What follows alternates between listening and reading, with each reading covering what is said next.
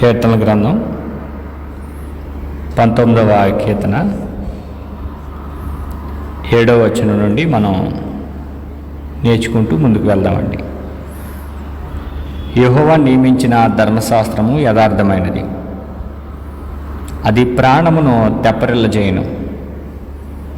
యెహోవా శాసనము నమ్మదగినది, అది బుద్ధిహీనులకు జ్ఞానము పుట్టించును. యెహోవా ఉపదేశములు నిర్దోషమైనవి, అవి హృదయమును సంతోషపరచును. యెహోవా ఏర్పరిచిన ధర్మము నిర్మలమైనది, అది కన్నులకు వెలుగునిచ్చును. యెహోవా యందైన భయము పవిత్రమైనది, అది నిత్యము నిలుచును. యెహోవా న్యాయ విధులు సత్యమైనవి, అవి కేవలము న్యాయమైనవి. అవి బంగారు కంటెను విస్తారమైన మేలిమి బంగారు కంటెను కోరదగినవి. తేనె కంటెను జుంటె తేనె దారల కంటెను మధురమైనవి. వాటి వలన నీ సేవకుడు హెచ్చరిక నందును, వాటిని గైకొనుట వలన గొప్ప లాభం కలుగును. తన పొరపాట్లు కనుగొనగలవాడెవడు? నేను రహస్యముగా చేసిన తప్పులు క్షమించి నన్ను నిర్దోషినిగా తీర్చుము. దురభిమాన పాపంలో పడకుండా నీ సేవకుని ఆపుము, వాటిని నన్ను ఏలనీయకుము. అప్పుడు నేను యథార్థవంతుడినై అధిక ద్రోహము చేయకుండా నిందారహితుడినగుదును. యెహోవా నా ఆశ్రయదుర్గమా, నా విమోచకుడా, నా నోటి మాటలను నా హృదయ ధ్యానమును నీ దృష్టికి అంగీకారములగునుగాక. ఈ కీర్తన మనం మొదటి భాగాన్ని గడిచిన దినాన్ని నేర్చుకున్నామండి. రెండో భాగం, మొదటి భాగంలో ఈ ప్రకృతి లేదా సృష్టి తన సృష్టికర్తను సూచిస్తుందని, నన్ను సృజించిన సృష్టికర్త ఒక ఆయన ఉన్నాడు అని ఆయనను మహిమపరుస్తూ ఆయన చేతి పనిని ప్రచురిస్తూ వివరిస్తున్నది. సాధారణంగా ఈ సృష్టిని అంతటినీ చూస్తే దేవుడున్నాడు అనే అవగాహన, సృష్టికర్త ఉన్నాడు అనే అవగాహన అందరికీ కలుగుతుంది. ప్రతి వస్తువును చేసిన సృష్టికర్త ఎలాగైతే ఉన్నాడో అలాగే ఈ సృష్టిని అంతటినీ చేసిన సృష్టికర్త కూడా ఉన్నారు. భాష లేకపోయినా, మాటలు లేకపోయినా, స్వరం లేకపోయినా ఈ సృష్టికర్త ఉన్నాడు అని ఎల్లప్పుడూ తెలియజేస్తూనే ఉంది. తన ప్రకటనలో బయలు వెళ్తున్నాయి.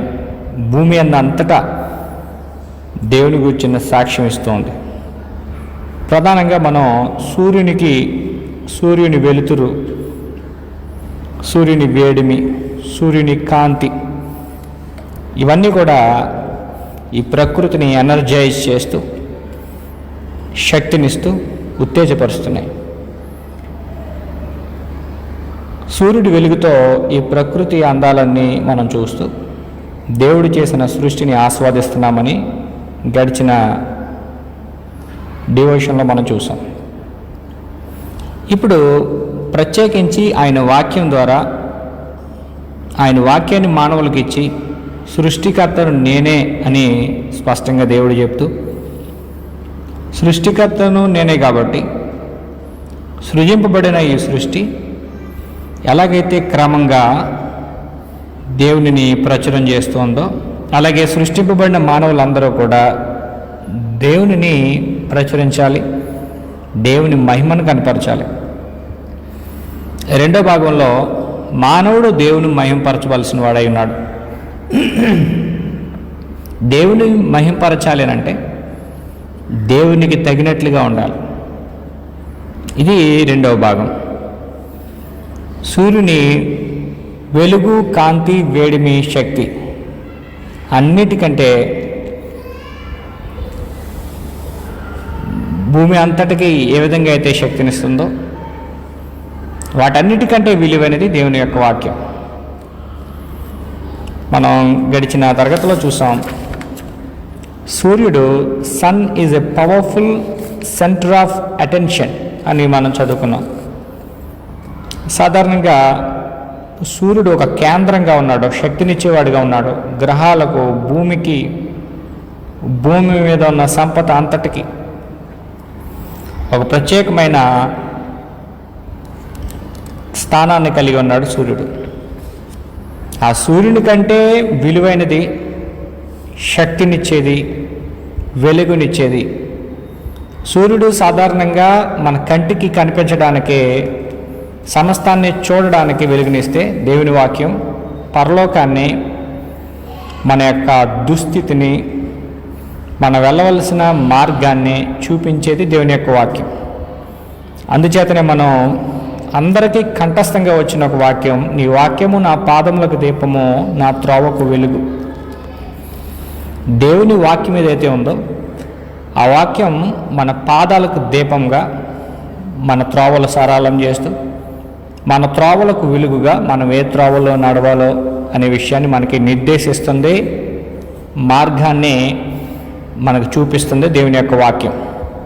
సూర్యుడు ఎలాగైతే సమస్తాన్ని చూపించడానికి, మనం చూడడానికి ఉపయోగకరంగా ఉన్నాడు, అలాగే దేవుని వాక్యం మానవ జీవన విధానం, మానవ జీవన నడక, ప్రవర్తన ఎలా ఉండాలో అనేది కూడా దేవుడు తన వాక్యం ద్వారా తెలియజేస్తున్నారు. దేవుని వాక్యం ద్వారా దేవుడు తన చిత్తాన్ని, వ్యక్తి యొక్క నైతిక స్వభావం ఏ విధంగా పెంపొందింపబడాలి అనే విషయాన్ని తెలియజేస్తున్నారు. దేవుని చిత్తం,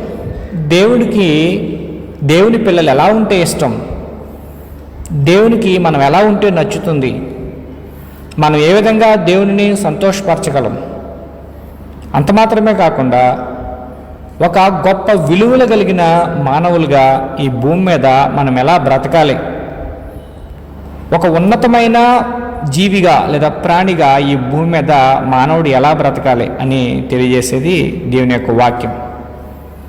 ఎంతో ఉన్నతమైన నైతిక విలువలు కలిగిన దేవుని యొక్క వాక్యం మనం ఈరోజు చదువుతాం. కాబట్టి 19వ అధ్యాయం 7 నుండి 14 వచనాలు మనం చూస్తుంటే, స్పెసిఫిక్ రెవల్యూషన్ ఆఫ్ గాడ్ అన్నమాట. ఒక ప్రత్యేకమైన దేవుని బయలుపాటు. ఇది ఒక ప్రత్యేకమైనది. సృష్టి ఏం చెప్తుందంటే, నాకు సృష్టికర్త ఉన్నాడు, నన్ను సృజించిన ఒక గొప్ప వ్యక్తి ఉన్నాడు అని ప్రకటన చేస్తుంది. వాక్యం అయితే ఖచ్చితంగా ఆ సృష్టికర్త ఎవరు అని అంటే 7వ అధ్యాయం ప్రారంభంలోనే యెహోవా అని చెప్తుంది. హెబ్రూలో అయినా, గ్రీకులో అయినా, తెలుగులో అయినా యెహోవా అనే పదం మనం ముందు చూస్తాం. యెహోవా నియమించిన ధర్మశాస్త్రం. ఆకాశాలని సృజించిన సృష్టికర్త ఎవరు అని అంటే యెహోవా అని స్పష్టంగా చెప్తున్నారు. ఆకాశాలు ఎవరి మహిమను వివరిస్తున్నాయి, అంతరిక్షం ఎవరి చేతి పనిని ప్రచురం చేస్తుంది, పగటికి పగలు ఎవరిని గురించి బోధిస్తుంది ఈ సృష్టి అంతా అని అంటే యెహోవా. అందుచేత 7వ వచనంలో యెహోవా నియమించిన ధర్మశాస్త్రము యథార్థమైనది. యథార్థమైనది అని మనం తెలుగులో చదువుతున్న ఈ మాటకు హెబ్రూలో కానీ ఇంగ్లీష్లో కానీ the law of the lord is perfect అని ఉందన్నమాట. చాలా ఖచ్చితమైనది అనే మాట కనిపిస్తుంది. తర్వాత లోపం లేనిది అనే మాట కనిపిస్తుంది. పర్ఫెక్ట్ మ్యాన్ అన్నామనుకోండి, లోపం లేని వ్యక్తి. పర్ఫెక్ట్ గాడ్ అని అంటే లోపం లేని దేవుడు. The law of the lord is perfect అని అంటే దేవుడు ఎలాగైతే లోపం లేనివాడో దేవుని ధర్మశాస్త్రం కూడా లోపం లేనిదే. నేను ధర్మశాస్త్రం అని లేదా యెహోవా ధర్మశాస్త్రం అంటున్నప్పుడు చాలామంది గ్రహించాల్సిన విషయం ఏంటంటే, యెహోవా ధర్మశాస్త్రం అంటే కేవలం సీనాయి కొండ మీద ఇచ్చింది మాత్రమే కాదు. దేవుడు నియమాలు, నిబంధనలు, నియమావళి లేని అక్రమమైన జీవన విధానాన్ని ఎప్పుడూ ప్రోత్సహించలేదు. దేవుడు ఆది నుండి మానవులకు ధర్మాన్ని, ఏ విధంగా నడుచుకోవాలని ఒక క్రమశిక్షణతో కూడిన జీవితాన్ని దేవుడు మానవులకు అనుగ్రహించారు. ఆదామును దేవుడు సృజించిన తర్వాత ఏమి తినాలి, ఏమి తినకూడదు అనే విషయాన్ని తెలియజేశారు. అది అతనికి దేవుడు అనుగ్రహించిన ధర్మం, ఆజ్ఞ అన్నాడు. నీవు ఈ పండు తిను దినమున నిశ్చయముగా చచ్చేదవని దేవుడు ఆదాముకు ఆజ్ఞాపించారు. ఆజ్ఞలు ఆది నుండి ఉన్నాయి. వాటినే ధర్మశాస్త్రం అని అంటాం. యెహోవా ఎప్పటి నుంచి మానవులకు ఆజ్ఞలు ఇచ్చారు లేదా ధర్మశాస్త్రం ఇచ్చారంటే ఆది నుండి ఇచ్చారు. అయితే మనం విధిరూపకమైన ఆజ్ఞలు గల ధర్మశాస్త్రం వేరుగా, దేవుని ధర్మశాస్త్రం వేరుగా మనం చూస్తూ ఉండాలి. సీనాయి కొండ దగ్గర ఇశ్రాయేలీయులకు 10 ఆజ్ఞలు, వాటికి సంబంధించిన బలులు, వీటికి సంబంధించిన ధర్మశాస్త్రాన్ని మోషే ద్వారా ఇచ్చారు. అయితే అంతకు పూర్వమే దేవుడు ఆది నుండి తన వాక్యాన్ని, తన ధర్మాన్ని, తన నియమాలను, నిబంధనలను మనం పితరులకు లేదా ఆది నుండి ఆదాము వంటి వారికి కూడా ఇవ్వడం మనం చూస్తున్నాం. మనం గ్రంథం చదువుతున్నప్పుడు ఆదికాండం 6వ అధ్యాయంలో దేవుడు ఆదాముకు కొన్ని విషయాలు ఆజ్ఞాపించారు. ఆదాము గురించిన ఒక వచనం, అంటే అన్ని మాటలకే, అన్ని విషయాలకు సరిపడిన ఒక వచనం మనం చదువుతున్నట్లయితే 6వ అధ్యాయం 22వ వచనంలో, నోవాహు అట్లు చేసెను,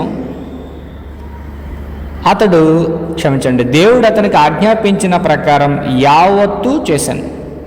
అంటే దేవుడు అతనికి ఆజ్ఞాపించారు, ఆ ఆజ్ఞాపించిన ప్రకారం యావత్తు, ఇంకా ఏ ఒక్కటి కూడా తూచా తప్పకుండా అబ్రహాము చేయడం మనం చూస్తాం. 18వ వచనంలో, అయితే నీతో నా నిబంధనను స్థిరపరచుదును, నీవును నీతో కూడా నీ కుమారులను, నీ భార్యయు, నీ కోడండ్రును వాడలో ప్రవేశింపవలను. కాబట్టి దేవుడు ఏమేమైతే షరతులు, ఏమేమైతే ఆజ్ఞలు, నిబంధనకు సంబంధించిన సూచనలు చేశారో వాటన్నిటినీ ఆదాము ఫాలో అవ్వడం మనం చూస్తున్నాం. కాబట్టి ఆజ్ఞలు అనేవి ఆది నుండి ఉన్నాయి. ఆదాముకి ఇవ్వబడిన ఆజ్ఞ ఆదాము పాటిస్తే అతను యథార్థవంతుడిగా దేవునితో సహవాసంలో ఉండేవాడే.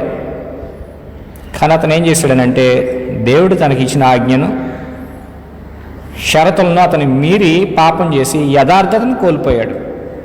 కాబట్టి యెహోవా నియమించిన ధర్మశాస్త్రం యథార్థమైనది అని అంటే దేవుడు ఎన్నడూ తాను ఎలాగైతే యథార్థవంతుడో మానవులు కూడా అలానే యథార్థవంతులుగా ఉండాలని కోరుకుంటూ ఉన్నారు. అందుకొరకు దేవుడు తగిన జాగ్రత్తలు తీసుకుంటూ తనకు సంబంధించిన నియమావళిని, మాన్యువల్ని దేవుడు మానవులకి ఇచ్చేశారు. ఏదైనా ఒక వస్తువును తయారు చేసిన తర్వాత ఆ వస్తువును ఎలా వాడాలి, ఎలా ఉపయోగించాలి అనే కొన్ని సూచనలు కంపెనీ వారు చేస్తారు. ఏ చిన్న వస్తువు కొన్నా, పెద్ద వస్తువు కొన్నా, చిన్న మిషన్ కొన్నా, పెద్ద మిషనరీ కొన్నా, ఏది కొన్నా సరే ఒక క్రమశిక్షణతో కూడిన నియమావళి అనేది మనకు ఉంటుంది. మనం చూస్తాం ఇవన్నీ. అలానే దేవుడు కూడా మానవుణ్ణి సృజించిన తర్వాత మానవునికి కొన్ని షరతులు, నియమాలు, నిబంధనలు ఇచ్చి స్వేచ్ఛను కూడా ఇచ్చారు. అయితే ఆదాము దేవుని మీద తిరుగుబాటు చేసి ఆ షరతులను ఉల్లంఘించి దేవుని ఆజ్ఞలను పాటించక దేవుని మీద తిరుగుబాటు చేసి యథార్థతను కోల్పోయాడు. మనం ప్రసంగి గ్రంథంలో చదువుతాం 7వ అధ్యాయం 29వ వచనంలో, దేవుడు నరులను యథార్థవంతులుగా పుట్టించెను, కానీ వారు వివిధమైన తంత్రాలను కల్పించుకున్నారు. యథార్థత అనేది జనరల్గా, సాధారణంగా దేవుడు మానవులందరికీ ఇచ్చేదే. అయితే మానవులు ఏం చేస్తున్నారనంటే దేవుని మీద తిరుగుబాటు చేసి దేవునికి లోబడక, విధేయుడిగా ఉండలేక యథార్థతను కోల్పోతున్నాడు. తంత్రాలు కల్పించుకుని, సొంత మార్గాలు ఏర్పాటు చేసుకుని, సొంతంగా నడవడానికే ప్రారంభించి పతనమైపోతున్నాడు. కాబట్టి దేవుడు యథార్థవంతుడు, యథార్థవంతునితో యథార్థవంతులే నడవగలుగుతారు. యథార్థత లేనివాడు దేవునితో నడవలేడు. కాబట్టి ఆదాము తన యథార్థతను కోల్పోయి దేవునితో సహవాసం కానీ, దేవునితో నడవడానికి కానీ అవకాశం లేక బయటికి నెట్టివేయబడ్డాడు. మరి దేవుడు ఆదాముకి ఇచ్చిన ధర్మశాస్త్రం లేదా దేవుడు ఆదాముకి ఇచ్చిన నిబంధనలు లేదా దేవుడు ఆదాముకి ఇచ్చిన ఆజ్ఞ సరైందేనా అంటే సరైందే, యథార్థమైందే. ఇప్పుడు మనం చదువుతున్న 19వ కీర్తనలో దావీదు ఈ విషయాల్ని జ్ఞాపకం చేసుకుంటూ యెహోవా నియమించిన ధర్మశాస్త్రం యథార్థమైనది అన్నాడు. ధర్మశాస్త్రం లేదా ఆజ్ఞలు డెవలప్ చేసుకుంటూ వచ్చారు దేవుడు. ఆదాముకు కొన్ని, నోవాహుకు కొన్ని, అబ్రహాముకు, ఇస్సాకుకు, యాకోబుకు ఇలాగా ఆజ్ఞలు లేదా వారు నడవలసిన మార్గాలో దేవుడు పెంచుకుంటూ వచ్చారు. వారు కుటుంబం కాబట్టి, వారు కుటుంబ పెద్దలు కాబట్టి వారికి వ్రాతపూర్వకంగా ఇవ్వలేదు. ఎప్పుడైతే ఇశ్రాయేలీయులు ఒక గొప్ప జాతిగా, ఒక దేశంగా వారు ఎదిగారో అప్పుడు వారికి వ్రాతపూర్వకమైన ఆజ్ఞలు ఇవ్వడం జరిగింది. ఆ వ్రాతపూర్వకమైన ఆజ్ఞల్ని మనం నిర్గమాకాండం 19వ అధ్యాయం నుండి చూస్తాం. కాబట్టి యథార్థతను ఎవరైనా ఒక వ్యక్తి కలిగి ఉండాలనంటే ఆది నుండి కూడా దేవుని యొక్క మాటలు, ఆజ్ఞలు, నిబంధనకు సంబంధించిన షరతులు ఏవైతున్నావో వాటికి లోబడి ఉండాలి. అది ఆదామైనా, నోవాహు అయినా, అబ్రహాం అయినా, ఇస్సాకు అయినా, యాకోబు అయినా, మోషే అయినా, ఇశ్రాయేలు అయినా, మనమైనా. నిబంధన, నియమావళి, పద్ధతిలో లేని విచ్చలవిడి సమాజాన్ని దేవుడు ఎన్నడూ కోరుకోలేదు. ఎందుచేతనంటే దేవుడు యథార్థవంతుడు కాబట్టి. దేవుడు యథార్థవంతుడు. దేవుని యొక్క ఆజ్ఞలు, ధర్మశాస్త్రము లేదా ధర్మము యథార్థమైంది. ఆయన ఏ క్వాలిటీలో ఉన్నాడో ఆయన ఆజ్ఞలు, ఆయన ధర్మశాస్త్రం కూడా అదే క్వాలిటీలో ఉంది. 18వ కీర్తన మనం చదువుతున్నప్పుడు 30వ వచనంలో ఈ విధంగా ఉంది: దేవుడు యథార్థవంతుడు, యెహోవా వాక్కు నిర్మలము, తనను శరణుజొచ్చు వారికి అందరికీ ఆయన కేడెము. కాబట్టి దేవుని గురించి ఏమన్నాడనంటే దేవుడు యథార్థవంతుడు. దేవుడు ఒక పర్ఫెక్ట్ పర్సన్ అన్నమాట. పర్ఫెక్ట్ అనే పదానికి దట్ స్టేట్ ఆఫ్ కంప్లీట్నెస్ అని కనిపిస్తుంది మనకి. అబ్సల్యూట్ హోల్నెస్ అని అనమాట. అంటే పరిపూర్ణమైన సంపూర్ణత. పరిపూర్ణత అంటేనే ఇంకా తిరగలేదు, సంపూర్ణత అంటే రెండు ఒకటే అర్థం. కానీ పర్ఫెక్ట్ అని అంటే అబ్సల్యూట్ హోల్నెస్, పరిపూర్ణమైన సంపూర్ణత, ఇంకా ఏ లోపమో లేని సంపూర్ణుడు దేవుడు. అటువంటి దేవుడు తన షరతులు, నియమావళి, నిబంధనలు, ఆజ్ఞలు కూడా యథార్థంగానే ఉండేటట్లుగా మానవులకి ఇచ్చారు. కాబట్టి ఏమన్నారనంటే 18వ కీర్తన 30వ వచనంలో దేవుడు యథార్థవంతుడు, యెహోవా వాక్కు నిర్మలము. నిర్మలం అంటే మలినం లేదు అసలు. మన మాటలు కానీ మన చట్టాలు కానీ హాఫ్ ట్రూత్ ఉంటాయి, ఫాల్స్ న్యూస్ ఉంటాయి. మన మాటల్లో సగమే యథార్థత, ఆలోచనలో సంపూర్ణమైన యథార్థత ఉండదు. అన్ని నిజాలు మాట్లాడలేం. కానీ దేవుడు అలా కాదు. దేవుడు యథార్థవంతుడు అంటే పర్ఫెక్ట్ అన్నమాట. ఇంకా ఆ పర్ఫెక్ట్నెస్లో లోటు లేదు, కంప్లీట్నెస్ ఉంది ఆయన దగ్గర. అబ్సల్యూట్ హోల్నెస్ అన్నాడు అనమాట దీన్ని. మనం 19వ కీర్తన చదువుతున్నప్పుడు యథార్థమైనది, యెహోవా శాసనం నమ్మదగినది, యెహోవా ఉపదేశంలో నిర్దోషమైనవి, యెహోవా ఏర్పరిచిన ధర్మము నిర్మలమైనది, యెహోవా యందైన భయము పవిత్రమైనది, యెహోవా న్యాయవిధులు సత్యమైనవి, అవి కేవలము న్యాయమైనవి. ఇవన్నీ కూడా మనం ముందు నుండి కీర్తనల గ్రంథం చదువుతున్నప్పుడు నేర్చుకుంటున్న ప్యారలలిజం, సమానమైన అర్థాలు కలిగిన మాటలే, కానీ ప్రతిదానికి ఒక ప్రత్యేకత ఉంది. ప్యూరిటీ అని అంటే అక్కడ ఏ విధమైన డర్టీ, చెడు, మలినం లేదనమాట. ఇంటెగ్రిటీ అని అంటే యథార్థత, ఏ విధమైన అబద్ధము, ఏ విధమైన తప్పుడు ఆలోచనలో లేని యథార్థతకి సంబంధించింది. మనం చదువుతున్న ధర్మశాస్త్రము అనే మాటలో టోరా అనే పదం ఉపయోగించారు. అంటే విల్ ఆఫ్ గాడ్, దేవుని చిత్తం. దేవుని యొక్క చిత్తాన్ని ఆయన తన మాటల్లో వర్ణించడమే, దేవుని యొక్క చిత్తాన్ని ఆయన తన మాటల్లో మానవులకు తెలియజేయడమే ధర్మశాస్త్రం అంటే. టోరా అని అంటే ఇన్స్ట్రక్షన్. ఇన్స్ట్రక్షన్ అంటే ఖచ్చితమైన మానవులు తొలగిపోకుండా క్రమంగా వారు బ్రతకడానికి అవసరమైన ఇన్స్ట్రక్షన్స్ అన్నమాట. కాబట్టి టోరా అని అంటే దేవుని చిత్తానికి సంబంధించింది, మానవుని యొక్క ఏ విధంగా బ్రతకాలనే ఇన్స్ట్రక్షన్కి సంబంధించింది టోరా. అది ఆది నుండి మానవులకు దేవుడు అనుగ్రహించారు.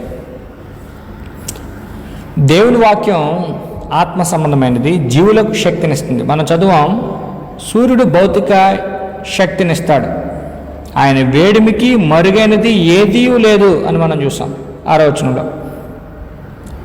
7వ వచనం నుంచి చూస్తున్నప్పుడు యెహోవా నియమించిన ధర్మశాస్త్రం యథార్థమైనది, అది ప్రాణమును తెప్పరిల్లజేయును. మరి దేవుని వాక్యం ఏం చేస్తుందనంటే ఆత్మకు శక్తినిస్తుంది, ప్రాణమును తెప్పరిల్లేటట్లుగా చేస్తుంది అన్నమాట. ప్రాణం తెప్పరిల్లడం, ఎనర్జైజింగ్ అవర్ సోల్, మన యొక్క ఆత్మను ఉత్తేజింపజేస్తుంది అన్నమాట. భోజనం తిన్న తర్వాత అలసిపోయిన వాళ్ళు కొంచెం ఉత్తేజితులు అవుతారు, శక్తిని పొందుతారు, ఓపికను తెచ్చుకుంటారు. భోజనం తిన్న తర్వాత కానీ అలసిపోయిన తర్వాత కనీసం నీరు త్రాగినా, ఏదైనా బలాన్ని ఇచ్చేది తాగినా తిన్నా మనకి ఎలాగైతే ప్రాణం ఉపశమనం పొందుతుందో, తెప్పరిల్లుతుందో, అలాగే దేవుని ధర్మశాస్త్రం లేదా ఆయన వాక్యం మనం వింటున్నప్పుడు కూడా మన ప్రాణానికి అది ఉత్తేజితాన్ని ఇస్తుంది అన్నమాట. అంటే సమాధానాన్ని ఇస్తుంది, నెమ్మదిని ఇస్తుంది దేవుని యొక్క వాక్యం. అది ప్రాణమును తెప్పరిల్లజేయును. మనం గ్రంథం చదువుతున్నప్పుడు 119 కీర్తన 128వ వచనం చూస్తే, యెహోవా ఉపదేశములన్నీ యథార్థములు అన్నాడు. యెహోవా ఉపదేశాలు దేవుడు ఆది నుండి తన ప్రవక్తల ద్వారా మాట్లాడుకుంటూ వచ్చారు. దేవుడు నిరంతరం మాట్లాడుతూనే ఉన్నారు మానవులతో. ఈ విషయాన్ని 119వ కీర్తన మనం చదువుతున్నప్పుడు 128వ వచనంలో, నీ ఉపదేశములన్నీ యథార్థములని నేను వాటిని మన్నించుచున్నాను, అబద్ధ మార్గములన్నీ నాకు అసహ్యములు. నీ ఉపదేశాలు యథార్థమైనవి, నేను వాటిని అంగీకరిస్తున్నాను, పాటిస్తున్నాను. అబద్ధ మార్గాలు నాకు అసహ్యాలు. ఎందుకు అబద్ధ మార్గాలు అసహ్యాలు అయ్యాయనంటే ఈయన దేవుని ఉపదేశాలు మన్నించాడు కాబట్టి. దేవుని ఉపదేశం ఎవరైతే మన్నిస్తారో వారు అబద్ధ మార్గాలన్నిటిని అసహించుకుంటారు. యథార్థవంతుడు అబద్ధ మార్గాల్ని అసహించుకుంటాడు, అబద్ధ మార్గాలకు దూరంగా ఉంటాడు, అబద్ధ ఉపదేశాలకు కూడా దూరంగా ఉంటాడు. ఏది పడితే అది విని ఎలా పడితే అలాగా నడుచుకునేవాడు యథార్థపరుడు కాదు. యథార్థత కావాలి, చెడు మార్గాల్ని అబద్ధాలని అసహించుకోవాలంటే దేవుని ఉపదేశాలు ప్రతి మానవుడు వినాలి. కాబట్టి నీ ఉపదేశంలోని యథార్థములు. ద్వితీయోపదేశకాండం 32వ అధ్యాయం 4వ వచనం చదువుతుంటే, ద్వితీయోపదేశకాండంలో ఆయన ఆశ్రయదుర్గముగానున్నాడు, ఆయన కార్యము సంపూర్ణము. దేవుడు ఏ విధంగా ఉన్నారనంటే, ఇశ్రాయేలీయుల ప్రజలు ఐగుప్తులో నుండి వస్తూ మోషే ద్వారా ఈ చివరి ప్రసంగాన్ని వింటున్నారు. మోషే చనిపోయే ముందు ఈ మాటలన్నిటినీ వారికి అప్పగించేస్తున్నారు ఆయన. ఈ మాటలన్నీ ఉపదేశం. 2వ వచనం నుంచి మనం చదువుతున్నప్పుడు ద్వితీయోపదేశకాండం 32వ అధ్యాయం 2 నుండి, నా ఉపదేశము వానవలే కురియును, నా వాక్యము మంచు వలెను, లేత గడ్డి మీద పడు చినుకుల వలెను, పచ్చిక మీద కురియు వర్షం వలెను ఉండును. నేను యెహోవా నామమును ప్రకటించదను. మన దేవుని మహాత్మ్యమును కొనియాడుడి. ఆయన ఆశ్రయదుర్గముగా ఉన్నాడు. ఆయన కార్యము సంపూర్ణము, ఆయన చర్యలన్నీ న్యాయములు. ఆయన నిర్దోషి అయి నమ్మదగిన దేవుడు. ఆయన నీతిపరుడు, యథార్థవంతుడు. దేవుడు ఆశ్రయదుర్గంగా ఉన్నాడట. వారికి ఐగుప్తులోంచి విడిపించడంలో ఆశ్రయదుర్గంగా ఉన్నారు. వారు నడుస్తున్నప్పుడు అన్ని సమయాల్లో ఆయన ఆశ్రయం వారికి. వారి ఆశ్రయదుర్గం. ఆయన కార్యం సంపూర్ణం. సగం సగం పనులు ఆయన దగ్గర ఉండవు. విడిపిస్తానన్న దేవుడు విడిపించారు. వారిని నడిపిస్తున్న కాలమంతా వారిని పోషించారు. సంపూర్ణంగా ఏదైనా చేస్తారు దేవుడు. ఆయన చర్యలన్నీ న్యాయములు. ఆయన నిర్దోషి అయి నమ్ముకొనదగిన దేవుడు. దోషం ఏముండదు. నమ్ముకొనదగిన దేవుడు అంటే నమ్మదగిన దేవుడు. ఫెయిత్ఫుల్ గాడ్ అన్నమాట. ఆయన నీతిపరుడు, యథార్థవంతుడు. దేవుని గురించి ఈ విధంగా వారు పాటలు పాడుతున్నారు. కాబట్టి దేవుడు యథార్థవంతుడు. ఆయన ఉపదేశాలన్నీ యథార్థమైనవి. యోబు గ్రంథం 37వ అధ్యాయం 16వ వచనం చదువుతున్నప్పుడు, పరిపూర్ణ జ్ఞానం గలవాని మహాకార్యములు నీకు తెలియనా? పరిపూర్ణ జ్ఞానం గలవాని కార్యాలు, ద పర్ఫెక్ట్ నాలెడ్జ్ అనమాట దేవునికి ఉంది. ఆయన perfect person, perfect God, perfect knowledge ఉంది. ఆయన ఉపదేశాలన్నీ చాలా ఖచ్చితమైనవి. కాబట్టి ఈ విధంగా దేవుని గురించి తెలియజేస్తున్నాడు. అటువంటి ఖచ్చితమైన దేవుడు, ఖచ్చితమైన దేవుని మాటలో నమ్మదగిన దేవుని యొక్క మాటలు ఏం చేస్తాయంటే మానవులకు తమ ప్రాణాన్ని తెప్పరిల్లేటట్లుగా, సేదదీరేటట్లుగా చేస్తాయన్నమాట. కాబట్టి అతని ప్రాణమును తెప్పరల్ల చేయను. యెహోవా నియమించిన ధర్మశాస్త్రం యథార్థమైనది, అది ప్రాణమును తెప్పరల్ల చేయను. యెహోవా శాసనము నమ్మదగినది, అది బుద్ధిహీనులకు జ్ఞానము పుట్టించును. ఆయన శాసనం నమ్మదగింది, మారదు. దేవుడు శాసనం చేశారంటే మారదు. అది బుద్ధిహీనులకు ఏం చేస్తుందంటే జ్ఞానం పుట్టిస్తుంది. దేవుడు సమస్త మానవ జాతికి జ్ఞానం ఇస్తున్నారు. మీలో ఎవరికైనా జ్ఞానం కొదువుగా ఉన్న యెడల నన్ను అడగండి అని దేవుడు ముందుగానే చెప్పేశారు. జ్ఞానం కొదువుగా ఉంటే దేవుడిని అడగాలి. అప్పుడు దేవుడు వారికి జ్ఞానం ఇస్తారు.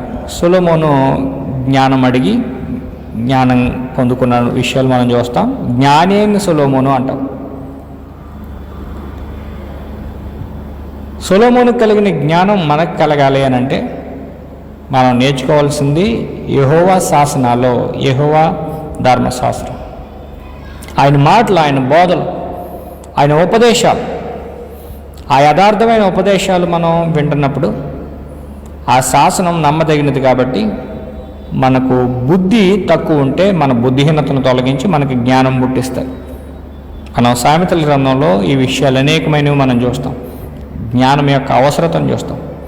యెహోవా యందు భయభక్తులు కలిగి ఉండుట జ్ఞానమునకు మూలము, యెహోవా యందు భయభక్తులు కలిగి ఉండుట తెలివికి మూలము. ఇలాగా ఎన్నో విషయాలు మనం సామెతల గ్రంథంలో చూస్తాం. కాబట్టి యెహోవా నియమించిన ధర్మశాస్త్రం యథార్థమైనది, అది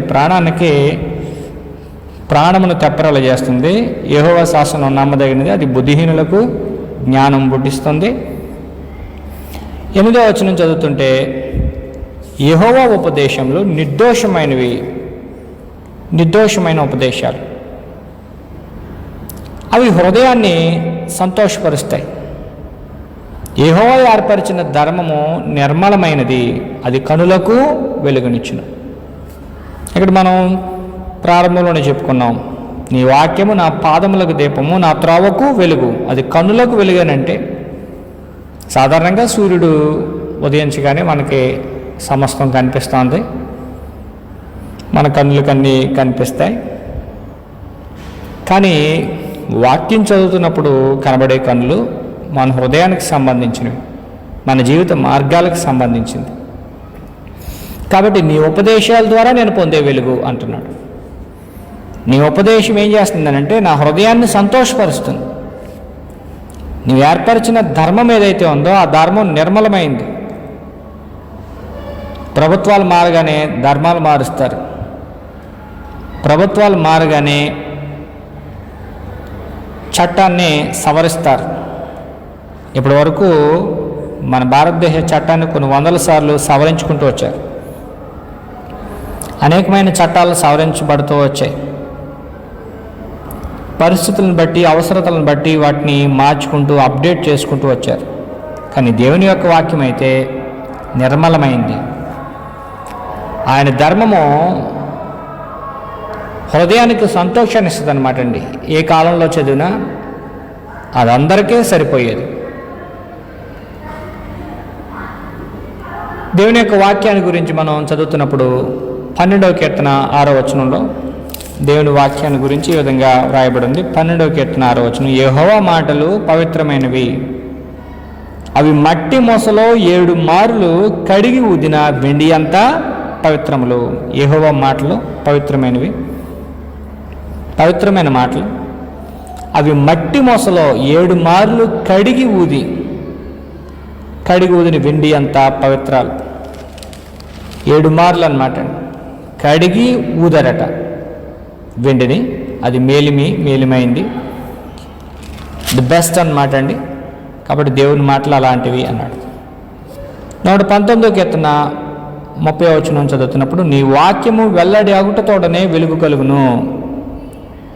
అది బుద్ధి లేని వారికి వెలుగును లేదా బుద్ధిని కలిగిస్తాయి అన్నమాట. కాబట్టి దేవుని వాక్యం ఎప్పుడైతే మనం తీసి చదువుతామో, దేవుని వాక్యం ఎవరైతే చదువుతూ తమ జీవితాల్లో అనుసరిస్తూ ఉంటారో అక్కడ వారి జీవితాలు వెలిగింపబడతాయి.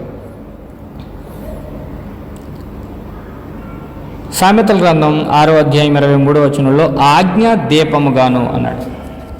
ఆజ్ఞ ఎలా ఉందంటే వారికి దీపంగా ఉందంట. సామెతల గ్రంథం 6వ అధ్యాయం 23వ వచనం చదువుతున్నప్పుడు, ఆజ్ఞ దీపముగాను ఉపదేశము వెలుగుగాను ఉండును, శిక్షార్థమైన గద్దింపులు జీవమార్గములు. కాబట్టి యెహోవా ఉపదేశాలు నిర్దోషమైనవి. అవి ఎవరైతే జీవం పొందాలనుకుంటున్నారో, ఎవరైతే దేవుని యొక్క వెలుగులో నడవాలనుకుంటున్నారో వారికి హృదయానికి సంతోషాన్ని కలిగిస్తాను. వాడి హృదయం సంతోషంతో నిండుతాడు. యెహోవా ఏర్పరిచిన ధర్మము నిర్మలమైనది. పైన చదివిన మాట నిర్దోషమైనది, కింద చదివిన మాట నిర్మలమైనది. అది కన్నులకు వెలుగునిచ్చును. పైన చదివిన మాటలో హృదయానికి సంతోషం అన్నాడు, క్రింద చదివిన మాటలో కన్నులకు వెలుగు అనే విషయాన్ని చూస్తాం. ఇది హీబ్రూ ప్యారలలిజం, అంటే సమాంతరమైన పదాలను ఉపయోగిస్తూ ఉంటాడు. కాబట్టి దేవుని యొక్క వాక్యం మానవులకు చాలా ఉపయోగం. ఆది నుండి ఎవరైతే దేవుని మాటలో వినాలనుకుంటున్నారో, ఎవరైతే దేవుని మాటల్లో ఆజ్ఞలను నడవాలనుకుంటున్నారో వారు దేవుని ఉపదేశాలు నిర్దోషమైనవని, అవి హృదయానికి సంతోషాన్ని ఇచ్చేవని వారు జీవితాల్లో అనుభవించినట్లుగా మనం గ్రంథంలో చదువుతాం. ఇర్మియా గ్రంథం 15వ అధ్యాయం 16వ వచనం చదువుతున్నప్పుడు, నీ మాటలు దొరకక, చదువుతాం ఒకసారి. ఇర్మియా గ్రంథం 15వ అధ్యాయం 16వ వచనం, నీ మాటలు నాకు దొరకగా నేను వాటిని భుజించి తిని, సైన్యములకు అధిపతివగు యెహోవా దేవా, నీ పేరు నాకు పెట్టబడిన గనుక నీ మాటలు నాకు సంతోషమును, నా హృదయమునకు ఆనందమును కలుగజేసింది. ఇక్కడ మనం చదువుతున్న 15వ అధ్యాయంలో ప్రవక్త చాలా ఇబ్బందుల్లో ఉన్నాడు. అతను ఆవేదన వ్యక్తం చేస్తున్నాడు. 10వ వచనం చదువుతుంటే, అయ్యో నాకు శ్రమ, నా తల్లి జగడమాడు అని గాను దేశస్తులందరితో కలహించువాని గాను నీవేళ నన్ను కంటివి. అతను తన ఆవేదనను వ్యక్తం చేస్తున్నాడు. అటువంటి వాడికి ఇర్మియాకు దేవుని మాటలు దొరికాయట. నీ మాటలు నాకు దొరకగా నేను వాటిని భుజించి తిని, సైన్యములకు అధిపతివగు యెహోవా దేవా, నీ పేరు నాకు పెట్టబడిన గనుక నీ మాటలు నాకు సంతోషమును హృదయమునకు ఆనందమును కలగజేయుచును. ఇర్మియా విలాప ప్రవక్త. ఎన్నో శ్రమల్లో, బాధల్లో, ప్రజలు వినని స్థితిలో, దేవుని మీద తిరుగుబాటు చేస్తున్న స్థితిలో ఇర్మియా ప్రవచిస్తూ వచ్చాడు. ఈ విలాప ప్రవక్తను అందుకనే అన్నారు. ఆయన జీవితం అంతా విలాపమే. ఆయన చాలా బాధ, వేదన పొందుతూ ఈ మాటలు మాట్లాడుతున్నాడు. అటువంటి ఇర్మియాకు దేవుని మాటలు దొరికాయట. నీ మాటలు నాకు దొరకగా నేను వాటిని భుజించి తిని, సైన్యములకు అధిపతివగు యెహోవా దేవా, నీ పేరు నాకు పెట్టబడిన గనుక నీ మాటలు నాకు సంతోషమును నా హృదయమునకు ఆనందమును కలుగజేయుచున్నవి. నీ మాటలు ఏం చేస్తున్నాయంటే నాకు సంతోషాన్ని ఇస్తున్నాయి, నా హృదయానికి ఆనందాన్ని ఇస్తున్నాయి. కాబట్టి మనం చదివిన 19 కీర్తన 8వ వచనంలో కూడా యెహోవా ఉపదేశము నిర్దోషమైనవి, అవి హృదయమును సంతోషపరచును. యెహోవా ఏర్పరిచిన ధర్మం నిర్మలమైనది, అది కన్నులకు వెలుగునిచ్చును అని చూస్తుంది. కాబట్టి దేవుని వాక్యాలు మనకి సంతోషాన్ని ఇవ్వాలి, మన హృదయాల్ని తృప్తిపరచాలి, మన కన్నులకు వెలుగునివ్వాలి. అవి ఇస్తాయి. మనం ఆ విధంగా దేవుని వాక్యాన్ని చదువుతూ ఉండాలి. మరొక 2 వాక్యాలు మనం చదివిన తర్వాత ముగించుకుందాం. 119 కీర్తన 101, 103 వచనాల మధ్య మనం చదివితే, నేను నీ వాక్యం అనుసరించినట్లు దుష్టుల మార్గములన్నిటిలో నుండి నా పాదములు తొలగించుకొనుచున్నాను. నేను నీ వాక్యం అనుసరించినట్లు దుష్టుల మార్గంలో నుండి నా పాదాలు తొలగించుకొనుచున్నాను. దేవుని వాక్యాన్ని అనుసరించాలంటే దుష్టుల మార్గంలో నుండి తొలగిపోవాలి. ఇది మనం మొదటి కీర్తనలోనే చూస్తాం. దుష్టుల ఆలోచన చెప్పున్నాడుక, పాపుల మార్గం నిలువక, అపహాస్యకులు కూర్చుండి చోటను కూర్చుండక, యెహోవా ధర్మశాస్త్రమును ఆనందించుచు దివారాత్రము దానిని ధ్యానించేవాడు ధన్యుడు. కాబట్టి ఎవరైతే దుష్టుల మార్గంలో నుండి తమ జీవితాన్ని పక్కకి తప్పించుకుని దేవుని ఆజ్ఞల్లో, దేవుని వాక్యానుసారంగా, దేవుని అడుగుజాడల్లో, దేవుడు ఏర్పరిచిన మార్గాల్లో తన పాదాల్లో నడవడానికి ఇష్టపడతాడు, వారు దేవుని వాక్యాన్ని బట్టి సంతోషిస్తారు. తమ హృదయం సంతోషిస్తుంది, అది కన్నులకు వెలుగునిస్తుంది. కాబట్టి నీ మాటలు దొరకగా నా హృదయం సంతోషపడింది, ఆనందం కలిగజేశాయి, వాటిని నేను తిన్నాను అని ఇర్మియా ఎలాగైతే అన్నాడు, ఆ విధంగా ప్రతి వ్యక్తి కూడా దేవుని యొక్క ఉపదేశాలు నిర్దోషమైనవని, ఆ హృదయాన్ని సంతోషపరిచేవి, యెహోవా ఏర్పరిచిన ధర్మం నిర్మలమైందని, అది కన్నులకు వెలుగునిచ్చేదని మనం గుర్తించి దేవుని యొక్క వాక్యానికి ఇవ్వాల్సిన విలువను, ఎంత విలువైందో ఆ వాక్యము అంతగా మనం ఆ వాక్యాన్ని చదువుతూ దేవుని మీద సంపూర్ణంగా ఆధారపడాలని కోరుతూ, 19 కీర్తన చాలా విలువైంది. దావీదు తన జీవితం అంతటిలో ఆయన అనుభవించిన దేవుని వాక్యపు రుచిని 19వ కీర్తనలో మనందరికీ పరిచయం చేస్తున్నారు. ఈ కీర్తన మనం పూర్తిగా నేర్చుకోవడం ద్వారా మరిన్ని విషయాలు మనం గ్రహించి, దావీదు ఎలాగైతే దేవుని హృదయానుసారుడిగా గ్రంథంలో పేరు పొందాడో, అలాగే మనం కూడా దేవుని హృదయానుసారులుగా మన జీవితాలని దేవునికి అప్పగించుకొని నమ్మదగిన దేవుని మాటలను, యథార్థమైన దేవుని మాటలను మన ప్రాణాలకి తప్పిరిల్లేటట్లుగా ఉండే ఆయన ఉపదేశాలు, మన బుద్ధికి జ్ఞానాన్ని పుట్టించే ఆయన మాటలు, మన హృదయానికి సంతోషాన్ని కలిగించే ఆ మాటలు, ఆ ఉపదేశాలు, ఆ యథార్థమైన ఉపదేశాలు మనం నేర్చుకుంటూ యథార్థమైన దేవుని పిల్లలుగా మన జీవితాన్ని కొనసాగించాలని కోరుతూ శ్రద్ధగా వారందరికీ ప్రభువైన యేసుక్రీస్తు నామములో హృదయపూర్వక వందనాలు చెల్లిస్తూ ముగిస్తున్నానండి.